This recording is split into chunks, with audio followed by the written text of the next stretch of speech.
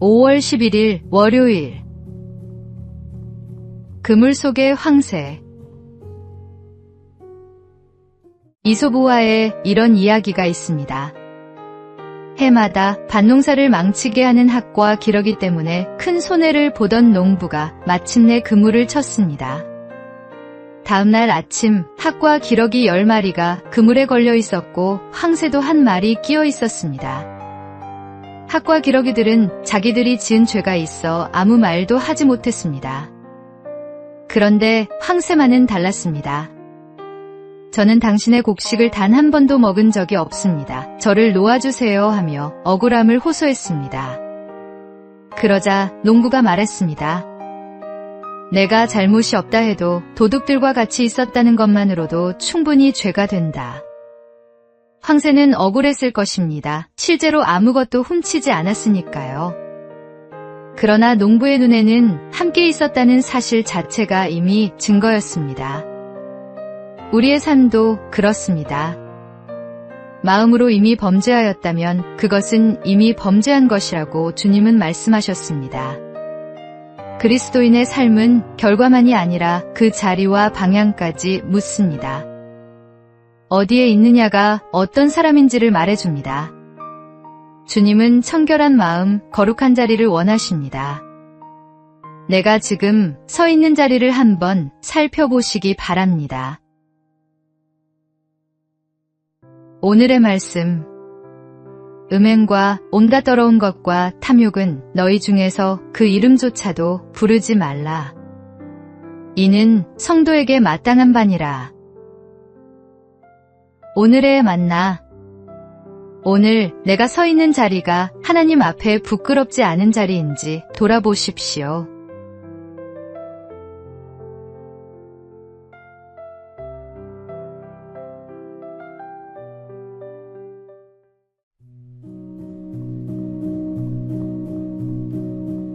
(5월 12일) 화요일. 하나님이 맡기신 것. 유한양행을 세워 기업 보국의 길을 걸었던 유일한 박사가 그 자리에 오르기까지는 많은 고난이 있었습니다. 그가 모든 어려움을 이겨낼 수 있었던 것은 어린 시절 신앙의 삶으로 가르침을 준 사람들 덕분이었습니다. 그는 1895년 평양에서 태어나 9살에 홀로 미국 땅을 밟았습니다. 그를 거두어준 것은 네브래스카주의 친례교 신자 테프트 자매였습니다. 그들은 아침마다 성경을 읽고 기도한 뒤 밭에서 하루 종일 일하는 검소한 삶으로 기독교의 노동윤리를 몸소 실천했습니다. 어린 유이라는 그 모습을 눈에 담으며 자랐고 하나님 앞에서 정직하게 맡은 일에 최선을 다하라는 가르침이 그의 삶 전체를 관통하는 신념이 되었습니다. 그는 미국에서의 성공에 머물지 않았습니다. 자신의 재산을 하나님이 맡기신 것으로 여기고 고국으로 돌아와 유한양행을 세웠습니다. 1969년에는 경영권 상속을 포기하고 전문 경영인에게 사장직을 물려주었으며 세상을 떠날 때 전 재산을 사회에 환원했습니다.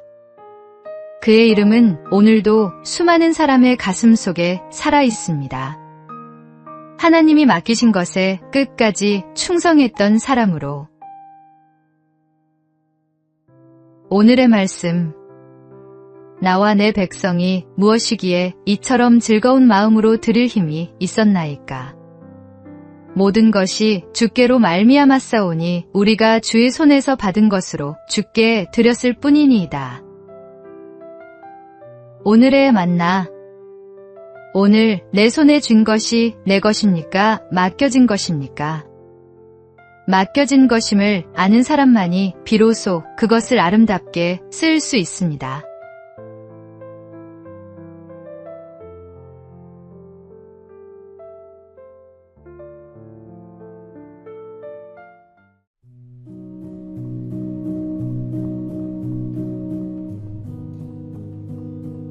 (5월 13일) 수요일. 한 마리의 소. 한 마을에 오랜 세월 마을 사람들이 함께 써온 넓은 목초지가 있었습니다. 10명의 농부가 각각 10마리씩 소를 방목했고 100마리의 소들은 충분히 자랐습니다. 그런데 어느 날 농부 하나가 생각했습니다. 소를 한 마리만 더 풀어놓으면 내 이익이 늘어난다. 피해는 마을 전체에 골고루 퍼지니 내 몫은 아주 작다. 이웃 농부도 같은 계산을 했습니다. 남들이 소를 늘리는데 나만 참을 이유가 없지. 그렇게 한 마리씩 마을 전체에서 같은 생각이 퍼져나갔습니다. 얼마 지나지 않아 목초지는 황폐해졌고 무성했던 풀밭은 흙먼지만 날리는 황무지가 되었습니다. 아무도 아기를 품지 않았습니다. 그저 나 하나쯤이야 하고 생각했을 뿐입니다. 그러나 그 나 하나들이 모여 공동체를 무너뜨렸습니다. 교회도 마찬가지입니다. 나 한 사람 예배에 빠지는 것쯤이야. 나 한 사람 헌신 안 하는 것쯤이야 하는 생각들이 모이면 활력 있는 공동체가 조용히 식어갑니다. 하나님은 각 사람을 부르셨고 당신을 대신할 사람은 없습니다. 오늘의 말씀. 우리가 한 몸에 많은 지체를 가졌으나 모든 지체가 같은 기능을 가진 것이 아니니. 오늘의 만나. 공동체를 살리는 것은 특별한 누군가가 아닙니다. 오늘 내가 먼저 좋은 씨앗 하나를 심는 것에서 시작됩니다.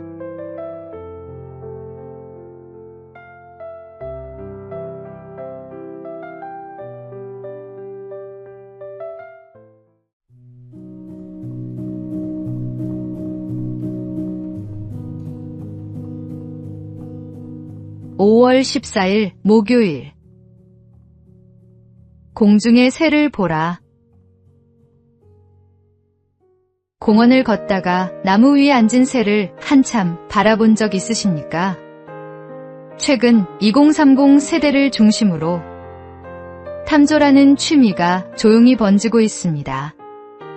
새를 있는 그대로 관찰하고 바라보는 활동입니다.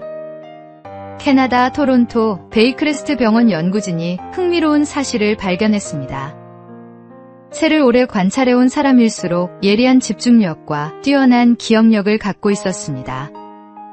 수많은 새의 종류를 구분하려면 생김새, 색깔, 울음소리 같은 작은 단서를 끊임없이 관찰하고 기억해야 합니다. 이 복합적인 활동이 나이가 들수록 약해지는 인지 기능을 붙들어준다고 연구진은 설명합니다. 그런데 새를 바라보는 일은 단순한 두뇌 훈련이 아닙니다. 예수님은 염려로 가득한 제자들에게 말씀하셨습니다.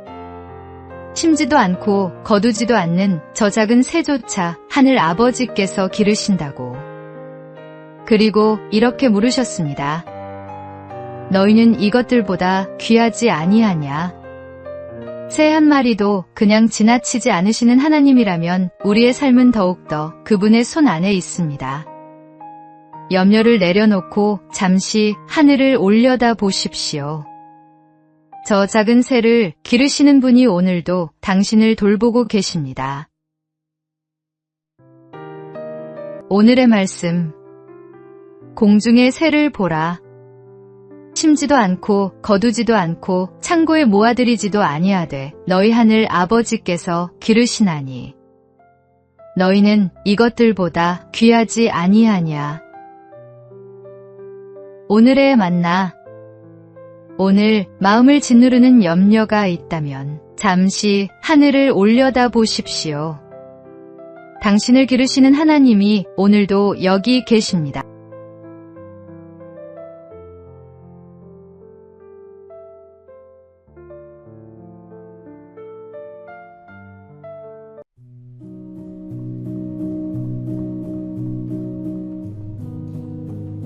(5월 15일) 금요일.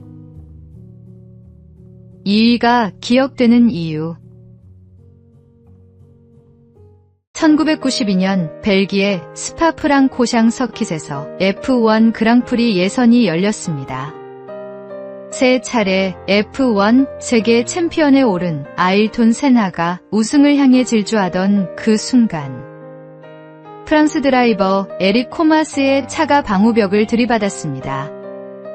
차는 트랙 한복판에 멈춰 섰고 코마스는 의식을 잃은 채 쓰러져 있었습니다.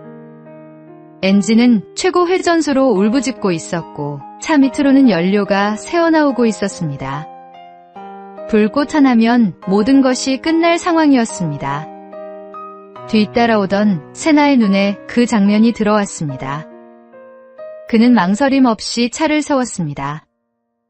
헬멧도 벗지 않은 채 달려가 코마스의 차 시동을 끄고 구조대가 도착할 때까지 그의 머리를 두 손으로 받쳐 들었습니다. 챔피언의 두 손은 그날 핸들이 아니라 한 사람의 생명을 붙들고 있었습니다. 메달을 목에 걸지 못해도 진정한 승리자가 있습니다.